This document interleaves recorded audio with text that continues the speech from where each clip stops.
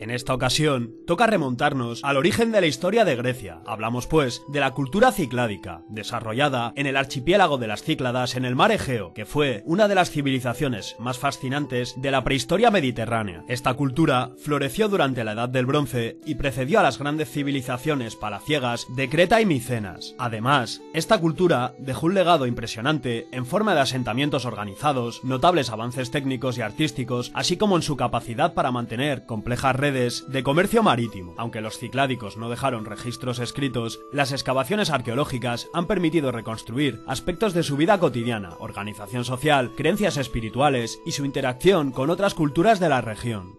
Las raíces de la cultura cicládica se encuentran en el Neolítico, una etapa marcada por profundos cambios tecnológicos y sociales en el Egeo. Durante este periodo, las islas fueron habitadas por pequeñas comunidades agrícolas que llegaron desde el continente griego y Anatolia. Estos primeros habitantes se dedicaron a la agricultura cultivando cereales como el trigo y la cebada, así como legumbres, mientras complementaban su dieta con la pesca y ganadería, principalmente de ovejas y cabras. El uso de herramientas de obsidiana obtenidas de los ricos depósitos volcánicos de Milos era crucial para estas comunidades. La obsidiana, junto con el sílex y el hueso, se utilizaba para fabricar cuchillos, raspadores, agujas y anzuelos. Estos materiales, aunque rudimentarios en comparación con las herramientas metálicas posteriores, eran altamente funcionales y les permitieron adaptarse a las condiciones de las islas. Asentamientos como Saliagos, ubicado entre Paros y Antíparos, son evidencia de las primeras comunidades neolíticas de las Cícladas. Este lugar, habitado entre el 5000 y el 4500 a.C.,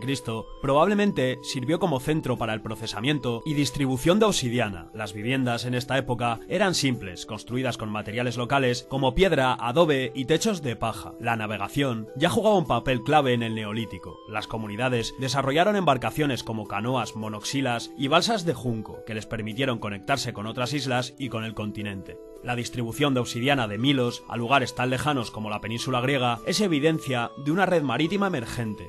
Estas habilidades marítimas sentaron las bases para la expansión cultural y económica que caracterizaría a la Edad del Bronce. En este periodo, a partir del 3200 a.C., con la introducción de la metalurgia, las comunidades cicládicas experimentaron un cambio enorme. Este periodo, conocido como Cicládico temprano, se divide en tres fases principales. En la primera, entre el 3200 y el 2800 a.C., se comienza con la consolidación de asentamientos y con el surgimiento de las primeras redes comerciales. La segunda fase, entre el 2800 y el 2300, es la etapa de mayor florecimiento cultural, conocida por su arte característico y los avances en navegación. La etapa 3, entre el 2300 y el 2000 a.C., marca una transición hacia una mayor interacción con otras culturas como la minoica. Respecto a la vida social, las comunidades cicládicas eran pequeñas y estaban organizadas en torno a lazos de parentesco y cooperación. La mayoría de las personas vivían de la agricultura de subsistencia, la pesca y la ganadería. Los asentamientos, como los encontrados en Naxos y Amorgos, muestran viviendas construidas con piedra y organizadas en calles, lo que sugiere un grado considerable de planificación. Aunque no existen escritos que describan la estructura social de estas comunidades, las excavaciones de cementerios proporcionan pistas sobre posibles niveles. Los cementerios, como el de Lacoudes en Naxos, muestran diferencias en la riqueza de los ajuares funerarios, lo que podría indicar la existencia de una élite social. Respecto al mundo funerario, las prácticas funerarias cicládicas ofrecen una ventana única a sus creencias y espiritualidad. Los muertos eran enterrados en tumbas individuales o colectivas, a menudo acompañados de objetos personales como herramientas, joyas y vasijas. En el segundo periodo, las tumbas se hicieron más elaboradas, con diseños como las conocidas como tumbas de colmena, encontradas en Chalandriani, Siros, donde se descubrieron más de 600 sepulturas organizadas en grupos familiares. Curiosamente, los cuerpos fueron colocados en posición fetal, lo que podría simbolizar un retorno al vientre de la madre tierra. Algunos ajuares incluían figurillas de mármol y vasijas rituales, lo que sugiere prácticas religiosas relacionadas con la vida después de la muerte. Respecto al arte, es una de las contribuciones más reconocidas de esta cultura. Sus famosas figurillas de mármol, conocidas como los ídolos cicládicos, se caracterizan por sus formas abstractas y estilizadas, con cuerpos geométricos, brazos cruzados y rostros planos, que representan mujeres, diosas o ancestros. Además de las figurillas, destacan unos recipientes únicos, conocidos como las sartenes cicládicas, que tienen forma de disco con grabados que podrían representar barcos o símbolos solares. Por otro lado, el mar Egeo fue el hilo conductor de esta cultura. Las islas cicládicas, ubicadas estratégicamente, facilitaban el comercio entre el continente griego, Creta y Anatolia. Los cicládicos, por tanto, comerciaban bienes como obsidiana, mármol, metales y cerámica. A cambio, obtendrían productos como alimentos, herramientas y objetos de lujo. El desarrollo de la navegación permitió la construcción de barcos grandes y resistentes, como muestran los grabados y representaciones en cerámica. Finalmente, aunque la cultura cicládica declinó hacia el 2000 a.C., su influencia persistió en el tiempo. Sus figurillas y técnicas de navegación inspiraron a las culturas minoica y micénica, marcando un punto crucial en la evolución cultural del Mediterráneo. Los restos arqueológicos conservados en museos como el Museo de Artes Cicládico en Atenas nos permiten comprender mejor una sociedad vibrante que, aunque silenciosa en palabras escritas, dejó una huella duradera a través de su arte y su habilidad para navegar el vasto mar Egeo.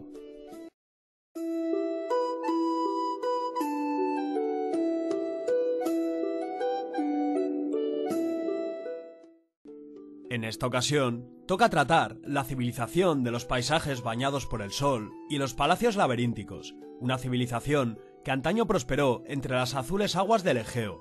Vamos a ver, pues, el perdurable legado de esta extraordinaria civilización egeica, los minoicos. Los minoicos fueron una antigua civilización que floreció en la isla de Creta entre el 3000 a.C. y el 1100 a.C.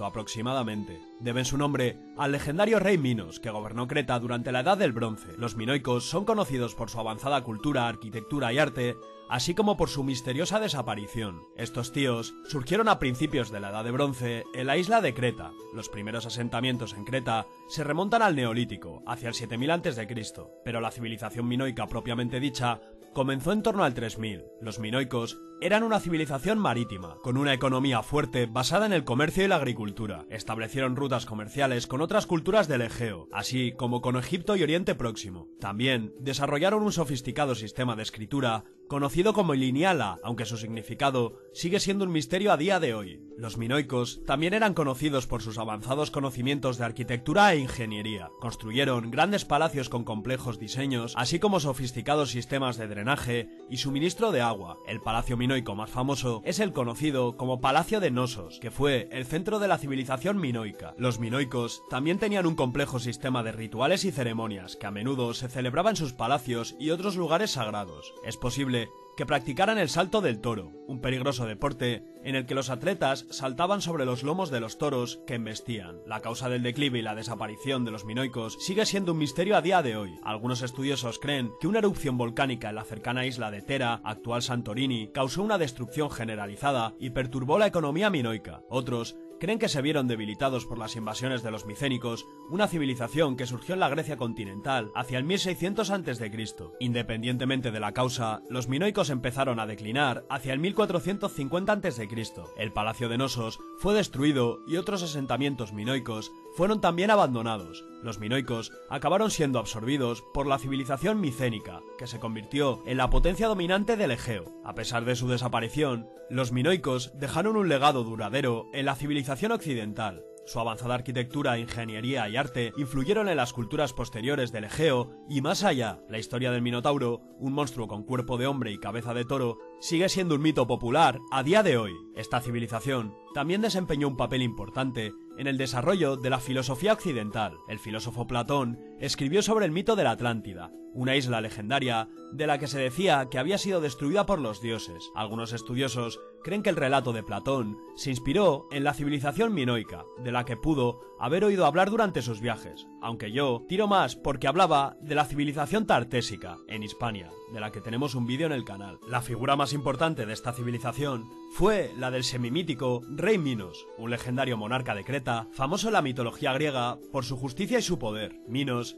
era hijo de Zeus y Europa, y gobernó desde la ciudad de Nosos, y era conocido por someter a sus enemigos y conquistar nuevas islas. Según el mito, tras negarse a sacrificar un toro sagrado que Poseidón le envió, el dios del mar lo castigó haciendo que su esposa, Pasífae, se enamorara de ese toro. De su unión nació el anteriormente mencionado Minotauro, una criatura mitad hombre y mitad toro que Minos encerró en el famoso laberinto. Como curiosidad, cabe destacar que Zeus pasó su juventud, según la mitología griega, mientras se escondía de Cronos, en la isla de Creta.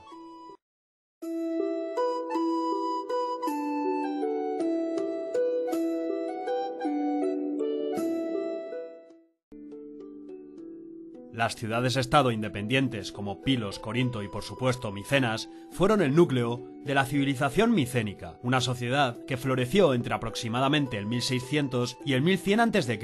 Micenas, de la que ya tenemos un vídeo en el canal, la más poderosa de estas ciudades, destaca no solo por su influencia política y militar, sino también por su importancia cultural y legendaria. Micenas era la ciudad de Agamenón, el rey que, según la Ilíada de Homero, lideró la coalición griega que derrotó a Troya. Estas ciudades-estado estaban gobernadas por monarcas que residían en palacios fortificados, situados en colinas, rodeados de enormes murallas ciclópeas, diseñadas tanto para la defensa como para mostrar el poderío de sus reyes. Uno de los monumentos más emblemáticos de esta civilización es la Puerta de los Leones en Micenas, una estructura monumental que simboliza su supremacía en el Peloponeso. A diferencia de los palacios minoicos de Creta, que eran abiertos y decorativos, los palacios micénicos eran esencialmente fortalezas, construidas para resistir ataques externos. La civilización micénica desarrolló una vasta red comercial que abarcaba el Mediterráneo y más allá. Artefactos micénicos han sido hallados en lugares tan lejanos como Italia, Egipto, Asia Menor y el norte de Siria, lo que demuestra su capacidad para establecer contactos internacionales. Su comercio no se limitaba a bienes materiales como cerámica, armas y joyas de oro, sino que también incluía intercambios culturales. El descubrimiento de objetos micénicos en Creta indica que los micénicos pudieron haber conquistado la isla alrededor del 1500 a.C., tras el declive de la civilización minoica. La destrucción del palacio de Knossos y la evidencia de la presencia de la escritura lineal B en Creta refuerzan esta teoría. La guerra de Troya, que según los relatos mitológicos ocurrió alrededor del 1200 a.C., es uno de los eventos más icónicos asociados a la civilización micénica. Aunque los relatos de Homero son en gran parte mitológicos, muchos historiadores creen que esta guerra refleja un conflicto real que involucró a los micénicos y sus intentos de controlar las rutas comerciales del Mar Negro. El famoso episodio del caballo de Troya y la astucia de Odiseo subrayan la sofisticación cultural y militar de esta civilización. Los micénicos dejaron una profunda huella en la mitología griega. Personajes como Agamenón, Menelao, Helena y Aquiles son figuras que representan los valores de la época, la valentía, la astucia y la importancia del honor. Estas historias, transmitidas oralmente durante siglos, conformaron la base de la literatura épica griega, influyendo en las generaciones posteriores. La escritura lineal B, una forma temprana del griego, fue una herramienta administrativa utilizada por los micénicos. Descifrada en el siglo XX, ha proporcionado una visión invaluable de su organización política y económica. Las tablillas de arcilla revelan un sistema centralizado en el que los palacios controlaban la producción agrícola, la distribución de bienes y la movilización de recursos. Los micénicos construyeron santuarios dentro de sus palacios y también en áreas rurales. Estos lugares de culto solían estar dedicados a deidades relacionadas con la naturaleza, la fertilidad y el mar. Las tablillas en lineal B sugieren ofrendas regulares de alimentos, bebidas y bienes preciosos a los dioses en los santuarios. También se han encontrado evidencias de sacrificios animales y algunos estudiosos proponen que también podrían haber practicado el sacrificio humano en contextos rituales extremos, aunque esto es debatido. En cuanto a sus prácticas funerarias, los micénicos mostraron un profundo respeto por los muertos. Sus tumbas varían desde simples enterramientos hasta elaboradas estructuras como los tolos, enormes tumbas en forma de colmena cubiertas por montículos de tierra. La tumba de Agamenón, también conocida como el Tesoro de Atreo, es un ejemplo impresionante de este tipo de arquitectura funeraria. En las tumbas se han encontrado ricos ajuares funerarios, incluyendo máscaras de oro, armas ornamentadas y joyas, lo que refleja tanto su creencia en una vida después de la muerte como en el estatus social del difunto. La arquitectura micénica está marcada por su funcionalidad militar y su majestuosidad. Las ciudades estaban fortificadas con los muros ciclópeos de los que hablamos antes, llamados así porque los griegos posteriores creían que solo los cíclopes, gigantes mitológicos, podrían haber movido piedras tan grandes. La Puerta de los Leones en Micenas, con su imponente relieve de dos leones enfrentados, es uno de los ejemplos más destacados de esta arquitectura.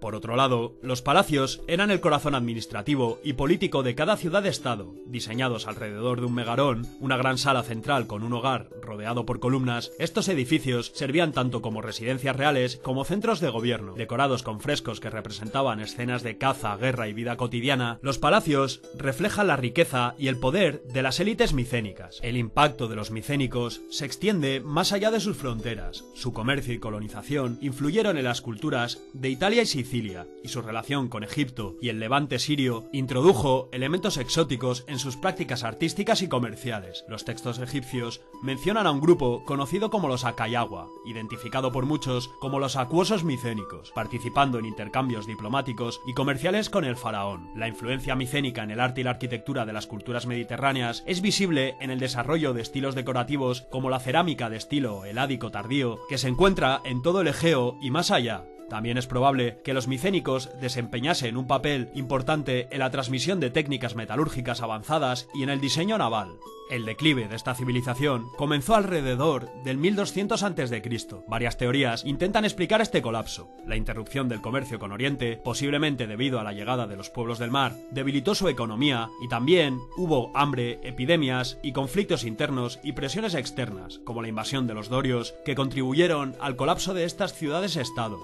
Las fortificaciones ciclópeas que habían protegido a los micénicos durante siglos fueron insuficientes ante estas crisis. Con el tiempo, las ciudades fueron abandonadas y sus habitantes regresaron a formas de vida más arcaicas. Este periodo de declive dio paso a la llamada Edad Oscura, durante la cual se perdieron muchas de las innovaciones culturales y administrativas de la civilización micénica. De todos modos, su cultura sobrevivió durante la Grecia clásica gracias a los poemas épicos de Homero, como la Ilíada y la Odisea, que preservaron la memoria de la edad micénica, glorificando a sus héroes y su sociedad. Además, los griegos adoptaron muchas de sus innovaciones, como la organización política basada en las polis, ciudades-estado, las tradiciones religiosas y otros elementos artísticos.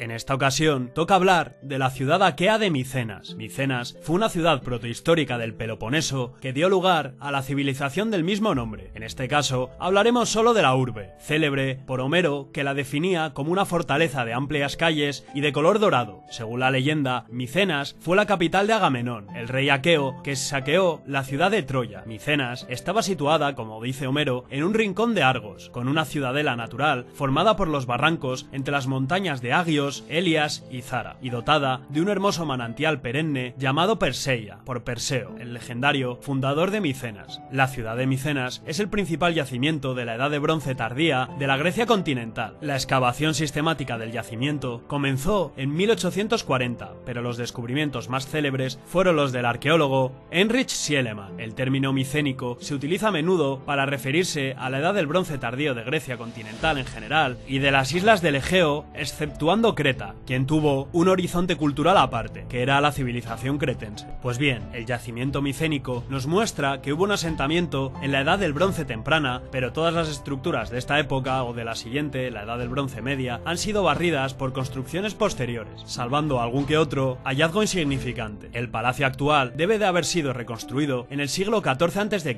Toda la zona estaba repleta de tumbas que han proporcionado numerosos objetos de arte y otros artefactos. Pues bien, desde la Puerta del León, que era la principal entrada a la ciudad, a la entrada de la ciudadela en sí del interior de Micenas, había un camino nivelado de 3,6 metros de anchura que conducía a una rampa sostenida por un muro de 5 terrazas y desde allí a la entrada suroeste del palacio. Pues bien, la residencia palatina se componía de dos bloques principales. Uno cubría originalmente la cima de la colina, pero fue destruido en gran parte al erigirse el templo helenístico, y el otro ocupaba la terraza inferior del sur, terraplenada artificialmente en su borde occidental. Los dos bloques estaban separados por dos corredores paralelos de este a oeste, anexos a los cuales se encontraban una serie de almacenes. La existencia de un santuario palatino en la terraza superior parece estar implícita por los descubrimientos de un magnífico grupo de marfil formado por dos diosas y un dios niño con fragmentos de altares, trípodes pintados y otros objetos. En la esquina suroeste del palacio posterior, el vestíbulo oeste conducía a la gran escalera de 22 peldaños, un rellano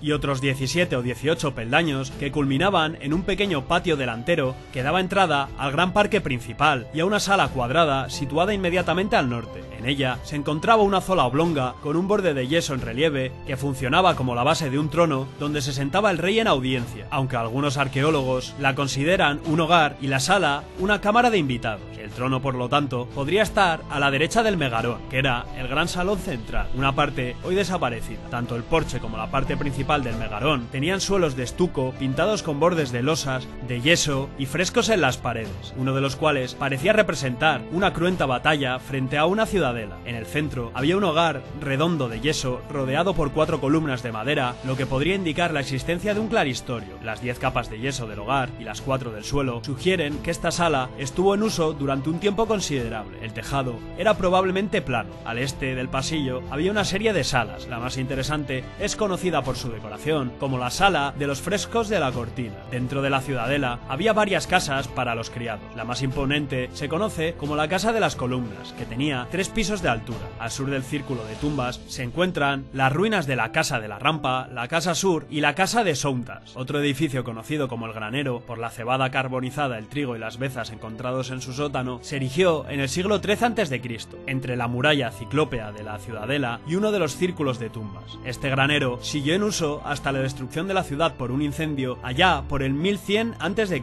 Durante el periodo micénico tardío hubo una gran prosperidad en la península del Peloponeso. Tras la destrucción de Nosos, en la Creta minoica, Micenas se convirtió en la potencia dominante del Egeo, donde su flota debió de controlar los mares más cercanos y colonizó las Cícladas, Creta, Chipre, el Dodecaneso, el norte de Grecia y Macedonia. También el oeste de Asia Menor, Sicilia y algunos lugares de Italia. En los mercados de Egipto, Siria y Palestina se pueden encontrar productos micénicos en lugar de los minoicos. Los incursores micénicos hostigaron las costas de los egipcios e hititas y en una fecha que tradicionalmente se ha supuesto en 1180, pero que algunos estudiosos estiman ahora en torno al 1250 a.C., Agamenón y sus seguidores llevaron a cabo el gran ataque a la ciudad de Troya. En el siglo XVI a.C., el arte micénico estaba temporalmente dominado por las influencias del arte minoico. Los artistas cretenses debieron emigrar al continente y en Micenas surgieron variedades locales de todas las artes minoicas. El naturalismo y la exuberancia minoico se vio atenuado por la formalidad y el sentido del equilibrio griego, que ya eran visibles en las cerámicas pintadas de la época helenística media y que culminarían más tarde en la espléndida cerámica geométrica encontrada en el cementerio de Dipilón, en Atenas. Pese a que dijimos que solo íbamos a hablar de la urbe, como veis nos estamos yendo por las ramas, así que bueno, vamos a echar un vistazo más completo a algunas características de la civilización micénica. Pues bien, hasta mediados del siglo XX, la alfabetización micénica solo estaba atestiguada por unos pocos símbolos pintados en vasijas, pero en el año 1952, la excavación de la casa del comerciante de aceite y la casa del comerciante de vino, fuera de las murallas de Micenas, reveló una serie de tablillas en la escritura lineal B, identificada por primera vez en Nosos e interpretada posteriormente por el arquitecto y criptógrafo inglés Michael Ventris como una forma anterior de la lengua griega. Y respecto a su final, Micenas fue incendiada y destruida tal vez por los invasores dorios alrededor del año 1100 a.C., pero la ciudad exterior no quedó del todo desierta, ya que se sabe de la existencia de tumbas de los periodos protogeométrico y geométricos de la Edad Oscura. Evidentemente, Micenas siguió existiendo como una pequeña ciudad-estado y las murallas no fueron derribadas. A principios del siglo VI a.C. se erigió en la ciudad un templo, del que se conserva un bello relieve. En el 480, Micenas envió 400 hombres a luchar contra los persas en las Termópilas, y sus hombres estuvieron también en la batalla de Platea en el 479. En el 470, sin embargo, su agresiva población se vio obligada a abandonar la ciudad, debido a que su agresiva vecina Argos, que había sido neutral en la guerra persa, se vengó innoblemente asediando Micenas y en el 468 Argos terminó destruyéndola. En la época helenística, Micenas revivió y se reconstruyó un nuevo templo en la corona de la Acrópolis. En el 235 a.C., el tirano Aristipo fue asesinado allí y se reparó la muralla de la ciudad. También se han encontrado algunos objetos romanos, pero cuando el viajero y geógrafo griego Pausanias visitó el lugar hacia el 160 después de Cristo, lo encontró en ruinas, por lo que escribió en sus obras.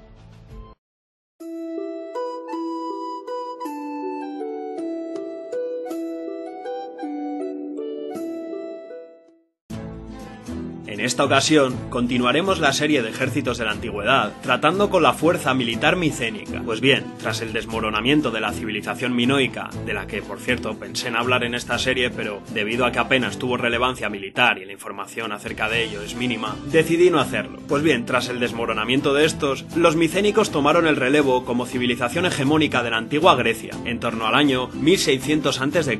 Existe cierto debate sobre por qué se vino abajo el dominio minoico, pero una de las teorías es que fueron invadidos por los micénicos tras un periodo de decadencia interna. A diferencia de estos minoicos, los micénicos eran conocidos por su ejército y sus conquistas, hasta el punto de que muchos de los mitos y leyendas de la antigua Grecia relacionados con héroes tienen su origen en este pueblo. Es lógico que una cultura que celebraba a los héroes en su tradición narrativa tuviera un gran ejército. A continuación, haremos un análisis más detallado de cómo eran las tropas de este pueblo. La civilización micénica existió durante 500 años aproximadamente, entre el 1600 y el 1100 a.C.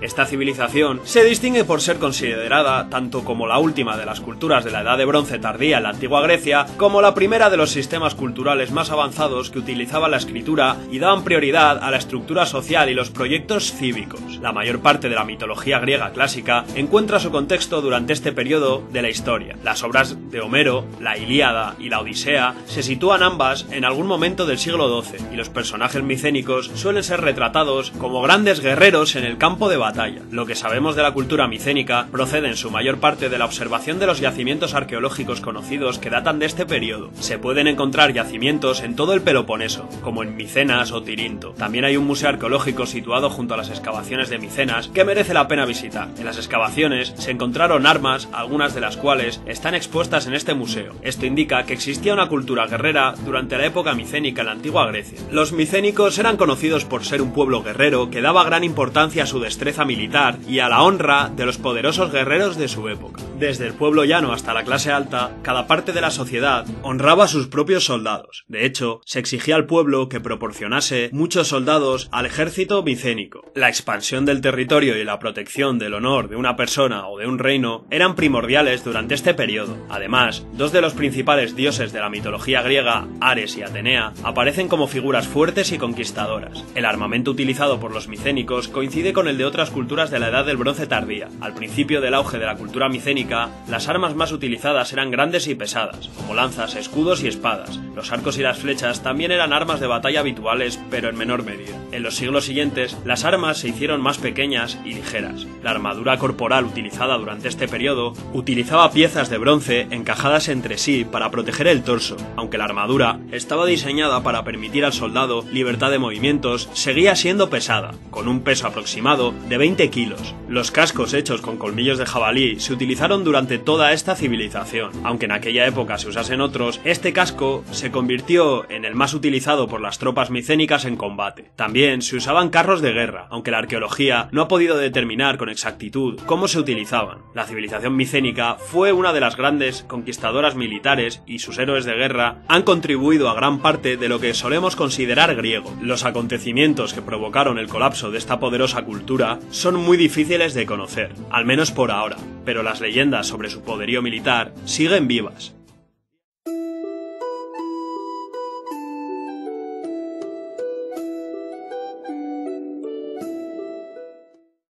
En esta ocasión, toca hablar de la Guerra de Troya, tratada en la Ilíada, una obra atribuida a Homero, que es una epopeya que narra un episodio dentro del 10º y último año de esta guerra. Aunque no abarca la totalidad del conflicto, ofrece un vistazo profundo a las emociones, motivaciones y tragedias humanas dentro de este contexto bélico. Yendo a la leyenda, la Guerra de Troya, según la mitología, es uno de los relatos más emblemáticos que conecta las pasiones humanas con los caprichos de los dioses. Esta guerra, de hecho, comienza paradójicamente no con una invasión militar, sino con un incidente aparentemente trivial, el juicio de París. Este evento surge cuando la diosa Eris, ofendida por no haber sido invitada a la boda de Peleo y Tetis, lanza una manzana dorada en el banquete con la inscripción "a la más bella". Tres diosas, Hera, Atenea y Afrodita, disputan el título y para resolver la controversia, el mortal París, príncipe de Troya, una gran ciudad situada en el estrecho de los Dardanelos, es elegido como el juez. Cada diosa le ofrece un regalo en intercambio por la manzana, pero es Afrodita quien, al prometerle el amor de la mujer más hermosa del mundo, Helena, consigue su favor. El problema es que Helena ya estaba casada casada con Menelao, el rey de Esparta. Cegado por el deseo y la promesa de Afrodita, Paris rapta a Helena y la lleva a Troya. Este acto de deshonor desató una serie de eventos que culminaron en un largo y sangriento conflicto. Menelao, furioso, convoca a los más grandes héroes griegos para vengar la afrenta y así comienza el asalto a Troya, que durará 10 años. En el campo de batalla, los héroes griegos como Aquiles, el guerrero más temido, y Héctor, el noble defensor de Troya, se enfrentan en combates épicos durante los primeros años de la guerra. Aquiles, en particular, es un personaje clave cuya ira y valentía lo hacen el pilar del bando griego. Sin embargo, durante la guerra, Aquiles entra en conflicto con Agamenón, rey de Micenas y líder de la coalición aquea, por una ofensa personal, lo que lleva a su retiro temporal del combate. Esto deja a los griegos en una posición vulnerable, y Héctor, al mando de los troyanos, aprovecha la oportunidad para derrotar a los aqueos varias veces en el campo de batalla. La guerra, sin embargo, toma un giro fatal cuando Patroclo, mejor amigo de Aquiles, muere a manos de Héctor. Devastado por esta pérdida, Aquiles regresa al campo de batalla, impulsado por un gran deseo de venganza. Su furia, alimentada por la muerte de su amigo, lo lleva a enfrentarse a Héctor en un duelo decisivo. A pesar de la valentía de Héctor, Aquiles, hijo de la diosa Tetis, era invulnerable en la mayor parte de su cuerpo, menos en su tobillo, por lo que pese a los constantes golpes de Héctor, Aquiles consigue darle el golpe mortal, atravesando su garganta con su espada. La caída de Héctor, el más grande de los guerreros troyanos, representa un golpe devastador para la moral troyana. Sin embargo, la tragedia no termina con la muerte de Héctor. Aquiles, en un acto de humillación, arrastra el cadáver de Héctor alrededor de las murallas de la ciudad, atado a su carro. El rey Príamo, padre de Héctor y rey de Troya, profundamente afectado por la pérdida de su hijo y la humillación de su cadáver, decide hacer un acto de coraje. En una noche llena de dolor y desesperación, se presenta ante el campamento griego en busca de Aquiles, con la esperanza de poder recuperar el cuerpo de su hijo. Aquiles, al ver al rey troyano ante él, se conmueve por su sufrimiento y, aunque sigue siendo su enemigo, le entrega el cuerpo de Héctor para que pueda ser enterrado con honores. Antes de hacerlo, Aquiles promete que se detendrá la lucha por un tiempo, permitiendo que los troyanos celebren los funerales de su héroe. Estos funerales son un momento de luto colectivo dentro de las murallas, pero en Troya, los augurios oscuros se multiplican con Casandra, la hija del rey Príamo, hermana de Héctor, quien advierte una y otra vez que la caída de Troya es inminente. El momento culminante de la guerra se produce cuando Aquiles, considerado casi invencible, también sucumbe al destino. En un enfrentamiento con Paris, el príncipe troyano cuya acción inicial desató la guerra, Aquiles es alcanzado por una flecha guiada por el dios Apolo, que lo hiere en su único punto débil, el talón. La muerte de Aquiles es un golpe mortal para los griegos, que pierden a su líder más formidable, pero estos no desisten y la guerra llegará a su fin con el ingenio de Odiseo, rey de Ítaca y un astuto héroe griego conocido por su creatividad y sabiduría. Odiseo propone una estrategia sorprendente para engañar a los troyanos: construir un gigantesco caballo de madera hueco en cuyo interior se esconderían algunos de los mejores guerreros aqueos. Los griegos simularían una retirada dejando el caballo como un supuesto tributo a Atenea, en señal de paz. Cuando los troyanos encuentran el caballo, un debate estéril se desata. Algunos, como el sacerdote Laoconte, advierten que el caballo es una trampa, pero sus palabras son ignoradas, especialmente cuando dos serpientes marinas, enviadas por los dioses, lo atacan a él y a sus hijos, lo que los troyanos interpretan como una señal divina de que deben aceptar el regalo. Esa noche, mientras los troyanos celebran su aparente victoria con banquetes y festines, los guerreros griegos dentro del caballo esperan en silencio. En el momento más profundo del sueño troyano, los griegos salen de él, matan a los centinelas que aún no habían dormido y abren las puertas de la ciudad. El ejército griego regresa y lo que sigue es una masacre. Troya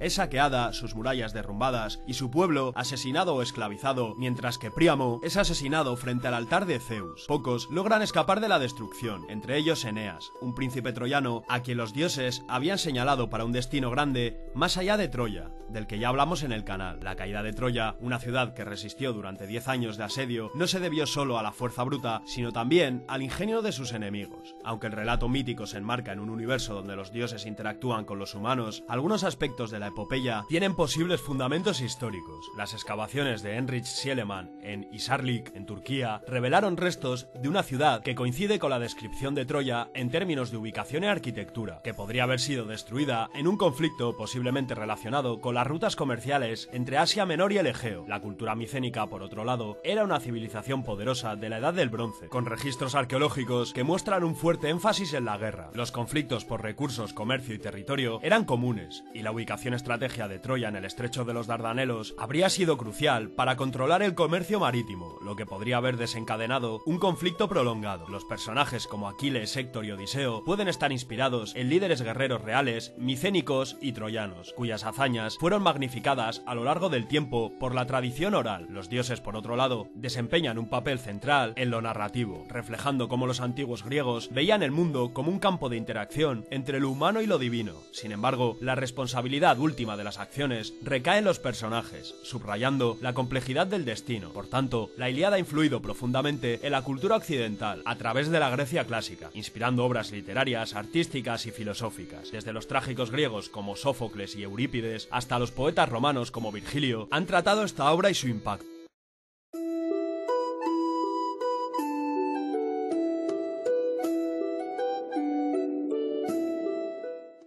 En esta ocasión toca hablar de Eneas, quien fue un héroe troyano de la mitología griega y romana. Este tipo fue uno de los pocos que logró evitar la matanza de Troya y, junto con el príncipe Héctor, uno de los más valientes defensores de la misma. La trágica noche en la que los griegos, con la ayuda del gran caballo de madera, entraron en Troya y comenzaron la sangrienta masacre, Eneas, hijo de la diosa Venus y el pastor Anquises, tuvo un tenebroso sueño en el que el ya fallecido Héctor se puso delante suyo y le ordenó que huyera. Cuando despertó, oyó los ruidos del combate. Intentó luchar, pero fue en vano y hubo de huir. Resignado, se apresuró a volver a casa para salvar a su familia de la muerte, a su padre Anquises, su esposa Creusa y a su hijo Ascanio. Por el camino, se encontró con la capulla de Helena, por la que había comenzado la guerra, y como es lógico, la quiso matar. Sin embargo, apareció justo a tiempo su madre Venus y evitó que cometiera tal crimen. Cuando el héroe llegó a su casa, intentó convencer al padre para que escapara, pero este no quiso. Anquises cambió su postura solo cuando sobre la cabeza de su nieto Ascanio vio una luz brillante y una estrella que caía del cielo, es decir, un augurio que supuestamente indicaba que el joven sería el puto amo en el futuro. La familia, pues, emprendió la huida. Eneas cargó con su débil padre, su hijo corrió junto a él y su esposa detrás de ellos. Cuando el héroe llegó a las colinas del sur de la ciudad, se dio cuenta de que su mujer se había perdido en algún lugar de Troya. Entonces decidió volver a buscarla, pero al volver solo encontró su espíritu, quien le indicó que debía buscar una nueva patria. Eneas, desesperado, regresó a las colinas, donde reunió una multitud de refugiados troyanos. Al amanecer, guiados por el héroe, todos llegaron a un pequeño puerto, donde tras construir naves y almacenar todas las reliquias sagradas que pudieron salvar, se pusieron en marcha. Los dioses prometieron a Eneas una nueva patria, al igual que había hecho el espíritu de Creusa, pero se lo explicaron de una manera tan misteriosa que el tío no sabía dónde buscarla. Además, el viaje de los troyanos se vería obstaculizado por Juno, quien aún no perdonaba a Paris por la ofensa a Grecia y deseaba vengarse de todos los troyanos. Y así comenzó el largo viaje. Eneas pagó por mares y tierras extranjeras durante muchos años, sin poder encontrar refugio en ningún sitio. Partiendo de las costas de Troya, Eneas, al frente de la flota, marchó primero hacia Tracia, aliada de Troya. El héroe decidió que era en esta tierra donde se establecería y fundaría la nueva ciudad, pero el espíritu de Polidoro, hijo de Príamo, apareció ante él y este le contó cómo el rey Tracio lo asesinó furtivamente, traicionando así a sus aliados troyanos. Advertido por el fantasma, Eneas reunió rápidamente a sus hombres y partió de esas tierras. Tras otro largo viaje, los troyanos llegaron a la isla sagrada de Apolo. Allí, Eneas consultó el oráculo sagrado, que le dijo que navegara a la tierra de sus antepasados, que era Creta. Una vez allí, los troyanos construyeron una fortaleza a la que llamaron Pérgamo. Sin embargo, en poco tiempo apareció una terrible plaga en el asentamiento que acabó con las vidas de muchas personas y animales. Así que, por consejo de Eneas, todos los allí presentes abandonaron la isla y prosiguieron el viaje. Después de 3 días y 3 noches de navegación ininterrumpida durante terribles tormentas, las naves de Eneas llegaron a unas islas donde vivían arpías, monstruos seductores femeninos, similares a las sirenas pero con alas. Una de ellas le indicó que debía navegar hacia el oeste y que conocería la tierra prometida después de pasar tanta hambre que hasta se comería las mesas de madera. Joder, qué halagueño el consejo de esta tía. Eneas partió de nuevo y el tío, que tenía que estar hasta las pelotas de tanto ir y venir, al divisar pisar las costas africanas, decidió entrar en un puerto conocido como Cartago, una nueva gran ciudad levantada desde cero. Apareció ante los ojos de los recién llegados. Sus constructores eran exiliados de la ciudad de Tiro, en Fenicia, que debido a las luchas internas tuvieron que abandonar su tierra natal y buscar una nueva patria. Esta ciudad, Cartago, estaba gobernada por la bella reina Dido, que era viuda. La soberana invitó al héroe a un banquete para que éste le hablase de la destrucción de Troya y de demás peripecias que había vivido durante su viaje. En el festín, Dido mantuvo en su regazo al joven Ascanio, que arañó a la reina alrededor del corazón. Sin embargo, en realidad no era el hijo de Eneas, sino Cupido disfrazado, el cual hizo que la reina se enamorara del héroe troyano. A partir de ese momento, Dido organizó fiestas y cacerías constantemente para mantener a su amado con ella. Sin embargo, una noche, Eneas recibió un mensaje de los dioses de que Cartago no era el final de su viaje. El troyano, pues, decidió abandonar la ciudad y zarpar. Dido, desde la desesperación tras la partida de Eneas, rompió una espada maldiciendo previamente a Eneas. Esta fue la explicación de cómo comenzó el odio eterno entre Roma y Cartago. Después de unos días de navegación en dirección hacia el norte, Eneas llegó a Sicilia, donde el viejo Anquises murió, y más tarde llegó a Italia. Los troyanos desembarcaron cerca de la ciudad de Cumas, en el Golfo de Nápoles. Cerca de este lugar se encontraban las puertas del inframundo. El héroe aprovechó la oportunidad y visitó el más allá, donde se encontró con su padre,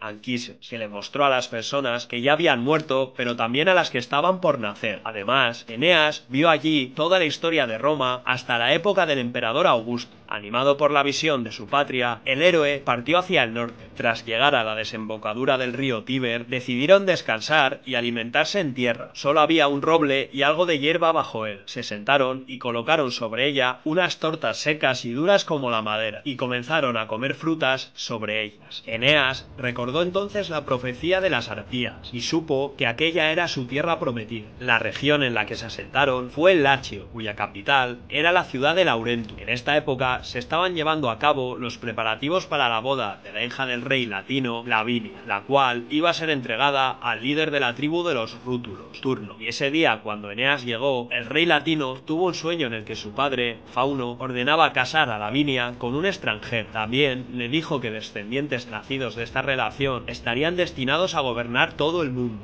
Y así, siguiendo las indicaciones que su padre le dio en sus sueños, cuando apareció Eneas, Latino decidió concederle la mano de su hija, además de permitir que se instalase en sus tierras. Pero la vengativa Juno, que ya había interferido muchas veces en los acontecimientos con tormentas, ataques de bandidos, etc., frustró estos planes. Primero, la esposa de Latino, Amata, se opuso a la boda, y luego Turno entró en cólera. El conflicto entre rútulos y troyanos comenzó. Durante una cacería, Ascanio, hijo de Eneas, mató a un ciervo, que también fue cazado por uno de los pastores de Turno. Hubo una pelea que provocó la muerte de los pastores. La pequeña escaramuza pronto se convirtió en una guerra. Eneas, naturalmente, se alió con los latinos, y Turno con Mecencio, el rey de los etruscos. Sin embargo, Eneas, viendo la debilidad de su ejército, el cual no contaba con caballería, acudió al rey vecino, Evandro, en busca de ayuda. Este le proporcionó a Eneas una unidad de caballería bajo el mando de su hijo, Palas. Además,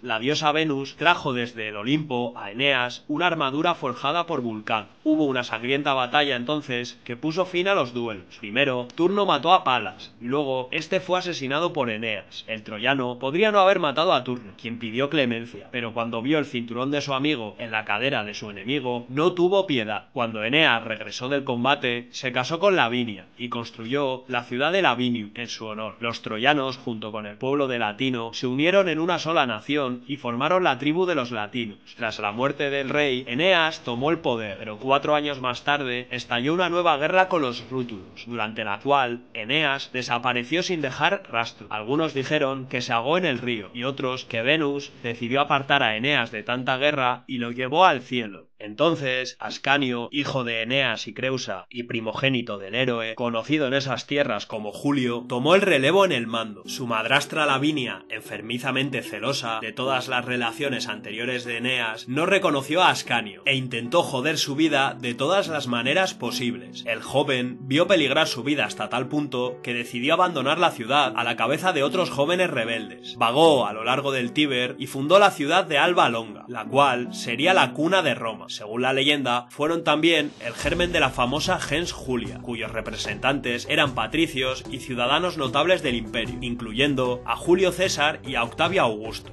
Y hasta aquí el vídeo. Espero que os haya gustado la leyenda de Eneas y su relación con la fundación de Roma. Y eso, no olvides dejar tu like y suscribirte si te ha gustado el vídeo. Y nada, nos vemos en la próxima.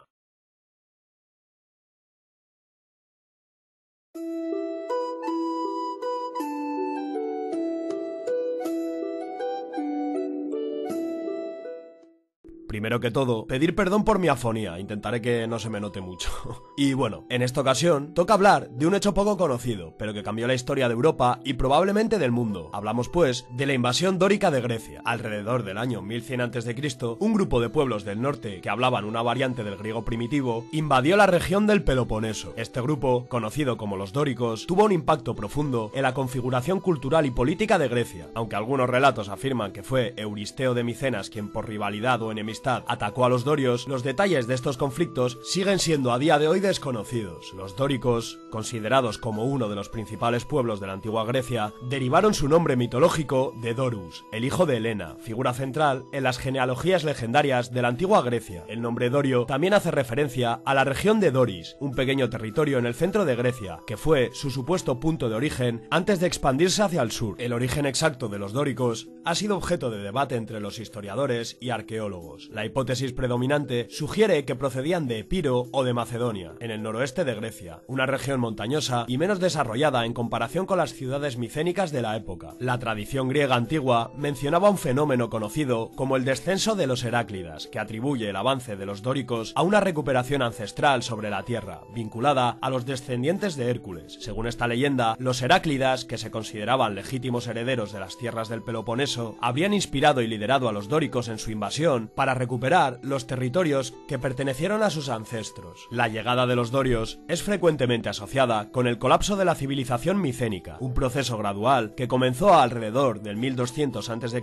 y aunque la invasión dórica se sugiere como una de las causas, otros factores como las catástrofes naturales, los conflictos internos y el declive del comercio probablemente también contribuyeron al derrumbe de la sociedad micénica. El final de esta civilización, conocida por sus palacios fortificados, su escritura lineal B y sus conexiones comerciales en el Mediterráneo, marcó el inicio de un periodo conocido como la Edad Oscura de Grecia. De este periodo se conserva muy poca información escrita, ya que los dóricos, a diferencia de los micénicos, no desarrollaron un sistema de escritura. Gran parte de nuestro conocimiento de este periodo proviene de la arqueología, concretamente de cuando los dóricos conquistaron la civilización micénica, y se produjo un retroceso en las estructuras complejas del gobierno, el arte y sobre todo en la arquitectura, llevando a Grecia a un periodo de ruralización y escaso comercio. Fue durante esta época en la que el hierro, un metal más accesible y resistente que el bronce, sustituyó a este último en la fabricación de armas y herramientas, mejorando las técnicas agrícolas y militares. La Edad Oscura terminó con el inicio de la Edad Arcaica, en el siglo VIII a.C., cuando la escritura resurgió y las primeras ciudades-estado griegas comenzaron a tomar forma. A pesar de la escasa documentación escrita, se sabe que los dóricos trajeron consigo cambios significativos para la sociedad, incluyendo una organización social que giraba en torno a la propiedad de las tierras y el establecimiento de una aristocracia guerrera. La estructura de gobierno de los dóricos reflejaba una transición de los reinos monárquicos hacia modelos más participativos, basados en el poder terrateniente. Esto sentó las bases para la evolución de las ciudades-estado griegas, entre ellas Esparta, que fue fundada y organizada en gran parte por los dóricos y se convirtió en una de las ciudades más militarizadas y rígidas de la antigua Grecia. La cultura dórica influyó notablemente en la arquitectura y en el arte griego. El estilo dórico, uno de los órdenes arquitectónicos de la Grecia clásica, es caracterizado por columnas sencillas y robustas, sin ornamentación en el capitel, y se asocia con la fortaleza y la austeridad que los dóricos simbolizaban. En el ámbito cultural, se cree que los dóricos introdujeron el canto oral y el teatro lírico, que luego influiría en las formas dramáticas y poéticas griegas. En las regiones conquistadas, los dóricos establecieron un sistema de estratificación social rígida y militarista, especialmente en Esparta. Allí, los dóricos esclavizaron a sus habitantes nativos, conocidos como ilotas, quienes estaban obligados a trabajar en la agricultura para sustentar a la élite militar dórica. Esta estructura social contribuyó al desarrollo de un estado altamente militarizado, donde los ciudadanos espartanos se dedicaban exclusivamente a la preparación y el entrenamiento entrenamiento militar, dejando las labores agrícolas en manos de los hilotas. Volviendo a la leyenda del descenso de los Heráclidas, esta sirvió no solo para justificar la invasión, sino que también para integrar a los dóricos en el linaje heroico griego, proporcionando una legitimación mítica a su dominio en la región. Varias tribus dóricas, entre ellas los Ileis, los Pampiloi y los Dimanes, se establecieron en distintas zonas de Grecia, conservando su identidad y su cultura. Los dóricos no solo destruyeron, sino que también lograron formar alianzas con las ciudades-estado griegas, lo que consolidó su influencia en el arte, la política y las tradiciones religiosas. A diferencia de otros pueblos griegos como los jonios de Atenas, los dóricos mantuvieron su autonomía durante la inestabilidad de la Edad Oscura. Este aislamiento permitió que regiones como Atenas conservaran su población y su estructura social, lo que les dio ventaja cuando Grecia entró en el periodo arcaico, marcando así una diferenciación cultural entre los griegos jonios y los dóricos que influiría en los conflictos de la época clásica, como las guerras del Peloponeso.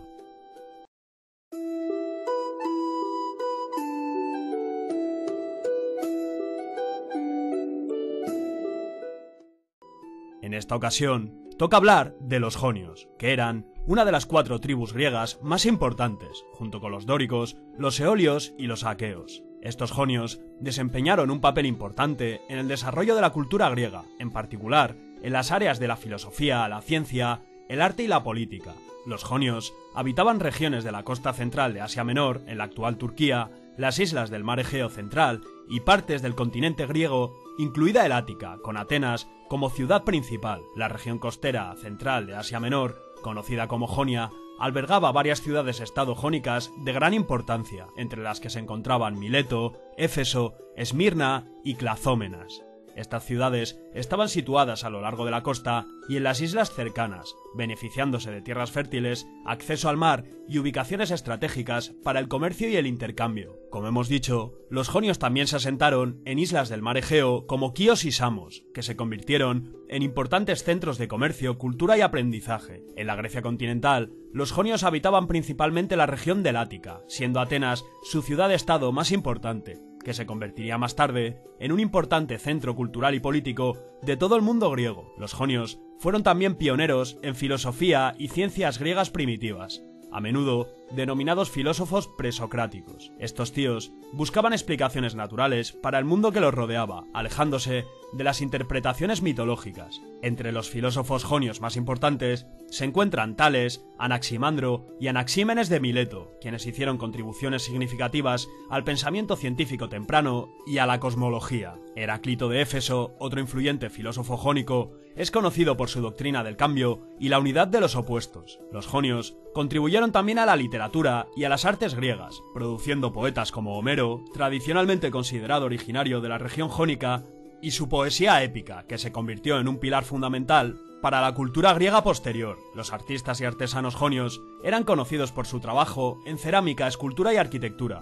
El estilo arquitectónico jónico, caracterizado por sus columnas ornamentadas y diseños elaborados, influyó en la arquitectura griega y también en la romana. Desde un punto de vista político, las ciudades-estado jónicas fueron las primeras en desarrollar formas de gobierno democrático, en particular Atenas. Las innovaciones políticas en estas ciudades sentaron las bases para el desarrollo de la democracia y la participación cívica en el mundo griego. Además, eran conocidos por su énfasis en el individualismo, la educación y la investigación intelectual, que se reflejaba en sus instituciones sociales y políticas.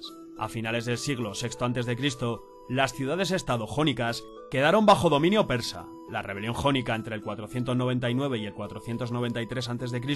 fue un importante levantamiento contra el dominio aqueménida que marcó el comienzo de los conflictos greco-persas. Aunque la revuelta finalmente no tuvo éxito, preparó el terreno para las futuras guerras médicas, que verían a las ciudades-estado griegas, incluidas las jonias, unirse por primera vez contra un enemigo común. Los jonios desempeñaron un papel fundamental en las guerras médicas, debido a su conocimiento del imperio persa y de las ubicaciones estratégicas, algo que fue vital para los esfuerzos bélicos griegos. Después de las guerras médicas, las ciudades-estado jónicas continuaron siendo influyentes en la Liga de Delos, una coalición liderada por Atenas para defenderse de futuras amenazas persas y promover los intereses griegos. La mezcla de culturas griegas y orientales en Jonia contribuyó a la cultura helenística más amplia, que se extendió por el Mediterráneo y por el cercano Oriente. Los jonios practicaban la religión politeísta tradicional, adorando un panteón de dioses y diosas como los típicos Zeus, Hera, Atenea y Apolo. Además, tenían importantes centros religiosos